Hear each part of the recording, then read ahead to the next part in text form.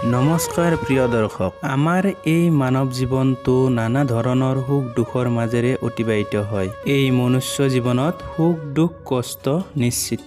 মানৱ সমাজত জীয়াই থাকিবলৈ হ'লে সুখ দুখ কষ্ট চিন্তাৰ মাজেৰেই চলিব লগা হয়। এইটো চিৰন্তন সত্য।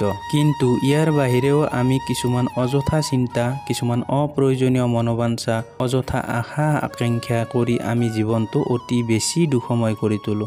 আমাৰ নিজস্ব কিছুমান স্বভাৱে আমাৰ মনটোক অত্যন্ত দুখী কৰি তোলে। সেয়েহে আপোনাৰ মোৰ কিছুমান অযথা দুখ কষ্টখিনি ত্যাগ কৰি কেনেদৰেনো জীৱনটো সুখময় কৰি তুলিব পাৰোঁ, তাৰেই চেষ্টা আগত ৰাখি এজন ব্যক্তি আৰু ভগৱানৰ মাজত হোৱা বাৰ্তালাপৰ জৰিয়তে বুজাব বিচাৰিছোঁ। সেয়েহে ভিডিঅ'টি সম্পূৰ্ণকৈ চাব বুলি আশা কৰিলোঁ। এসময়ৰ কথা, এজন ব্যক্তিয়ে ভগৱানক বহুত তপস্যা কৰিছিল। ভগৱানে ব্যক্তিজনৰ তপস্যাত সন্তুষ্ট হৈ সাক্ষাৎ দিলে আৰু সুধিলে, তুমি মোৰ পৰা কি বিচৰা? তেতিয়া ব্যক্তিজনে ক'লে যে মোক এনেকুৱা এটা বৰদান দিয়ক যে মই যি বিচাৰো তাকেই পাওঁ। তেতিয়া ভগৱানে এটা চৰ্ত ৰাখি ক'লে যে ঠিক আছে, তুমি মনে বিচৰা ধৰণেই পাবা, কিন্তু তোমাতকৈ তোমাৰ চুবুৰীয়াজনে দুগুণ পাব। তেতিয়া ব্যক্তিজনে প্ৰথমবাৰৰ বাবে ভাবি চাই ক'লে যে ঠিক আছে হ'ব, মই যি বিচাৰো সেয়া পালেই হ'ল, মোৰ কোনো আপত্তি নাই।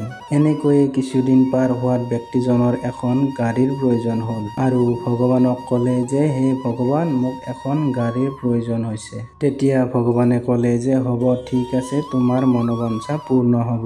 কিন্তু ভগৱানৰ চৰ্ত অনুসাৰে সেই একেই গাড়ী চুবুৰীয়াজনক দুখন দিলে। তেতিয়া ব্যক্তিজনে অলপমান দুখী অনুভৱ কৰিলে যদিও মনত একো সংকোচ ৰখা নাছিল। কিন্তু আকৌ কিছু বছৰ পিছত ব্যক্তিজনে ভগৱানৰ পৰা এটি ধুনীয়া পকী ঘৰ বিচাৰিলে আৰু ভগৱানেও তেওঁৰ মনৰ আশা পূৰ্ণ কৰিলে।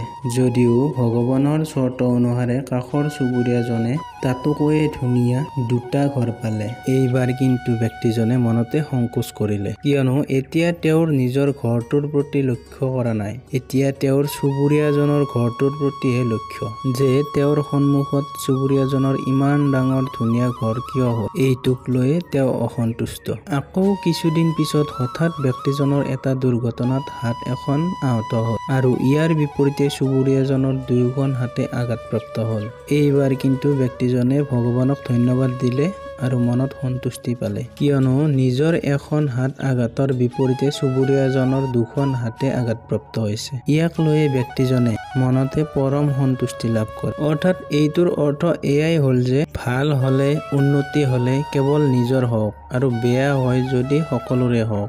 আকৌ নিজৰ উন্নতি হ'লে আমাৰ লক্ষ্যটো নিজৰ ওপৰত নাথাকে। ইয়াৰ বিপৰীতে বেলেগৰ কিয় ভাল হয়, বেলেগৰ কিয় উন্নতি হয়, আমাৰ লক্ষ্যটো তাতহে যায়। নিজৰ উন্নতি হ'লেও আমি সন্তুষ্টি লাভ নকৰি লোকৰ কিয় বেছি উন্নতি হৈছে সেইখিনিহে লক্ষ্য কৰোঁ। আৰু এনেকুৱা ধৰণৰ স্বভাৱবিলাকে আমাৰ মনটোক অত্যন্ত দুখী কৰি তোলে। অযথা চিন্তা চৰ্চাই আৱৰি ধৰে। সেয়েহে ভগৱানে আপোনাক যিখিনি দিছে তাক লৈয়ে সন্তুষ্টি লাভ কৰিবলৈ চেষ্টা কৰক। অযথা আশা আকাংক্ষা কৰি চিন্তা নকৰিব। ধন্যবাদ।